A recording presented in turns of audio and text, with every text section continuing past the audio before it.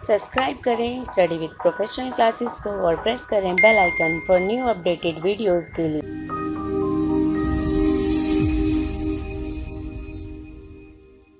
Next अब हम यहाँ पर देखते हैं एक्सटर्नल एनवायरनमेंट। अब एक्सटर्नल एनवायरनमेंट क्या होता है? Environment which is present outside the organisation. तो इंटरनल तो क्या था, बिजनेस के अंदर का एनवायरनमेंट, और एक्सटर्नल क्या है, बिजनेस के आउटसाइड, यानी कि बाहर का जो भी एनवायरनमेंट है उसकी बात कर रहे हैं हम। और ये क्या होता है, अनकंट्रोलेबल, मतलब इसको हम कंट्रोल नहीं कर सकते। और इसके अंदर एक्सटर्नल एनवायरनमेंट के अंदर हमारे दो पार्ट आते हैं, एक होता है माइक्रो, एक मैक्रो। अब माइक्रो के अंदर क्या आता है, forces which are close to the company and effect its work. अब जो हमारा माइक्रो एनवायरनमेंट है, ये इसमें क्या आता है, इसमें जो इस बिजनेस एनवायरनमेंट में जो ज्यादा क्लोज है, ये सारे हमारे क्या आते हैं, माइक्रो एनवायरनमेंट के अंदर। ठीक है, जो बिजनेस से बहुत ज्यादा क्लोज हैं, लाइक सप्लायर क्या होते हैं, बिजनेस से ज्यादा क्लोज होते हैं। तो हमारा जो सप्लायर है वो कैसा होना चाहिए, रिलायबल होना चाहिए और एक से ज्यादा होना चाहिए। रिलायबल तो होना ही चाहिए, ठीक है।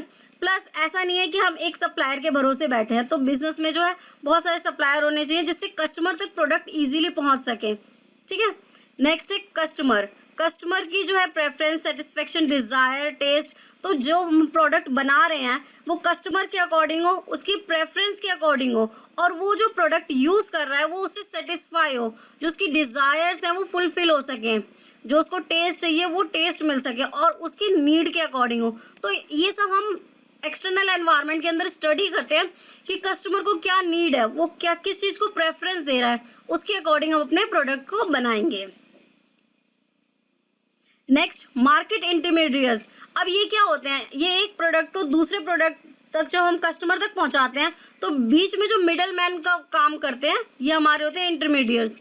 तो मार्केट एजेंसीज हो सकती हैं, कोई एजेंट हो सकता है जिसके थ्रू हमारा प्रोडक्ट जो है वो कस्टमर तक पहुंचता है। ठीक है, ये भी बहुत बड़ा रोल प्ले करते हैं हमारे एनवायरनमेंट के अंदर, कि अगर ये जो हैं, जो एजेंसियां हैं, जो एजेंट है, वो प्रोडक्ट को अच्छे से हमारे कस्टमर तक पहुंचा सके और जो हम उसके अंदर क्वालिटी दे रहे हैं उस क्वालिटी को वो डिस्क्राइब कर सके।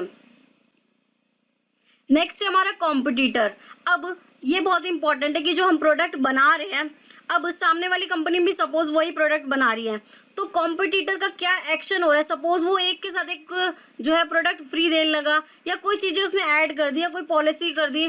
ठीक है, तो कुछ एक ऐसा एक्शन जिसकी वजह से हमारी सेल पे फर्क पड़े, तो उसके प्रोडक्ट, उसकी कंपनी पे हमें ध्यान देना पड़ेगा कि वो किस तरीके के एक्शन ले रहा है, जिससे कि हम भी अपनी पॉलिसीज में क्या कर सके, चेंज कर सके। तो रिएक्शन ऑन कॉम्पिटिटर एक्शन, तो जो भी वो कॉम्पिटिटर कंपनी करेगी उस पर हमारा कैसे रिएक्शन होगा, इसके लिए भी हमें एनवायरनमेंट समझना होगा, क्योंकि हमने अगर उनके बारे में देखा है, उनके बारे में रिसर्च किया, तभी तो हम उस पर कुछ एक्शन कर सकते हैं ना। Next is public.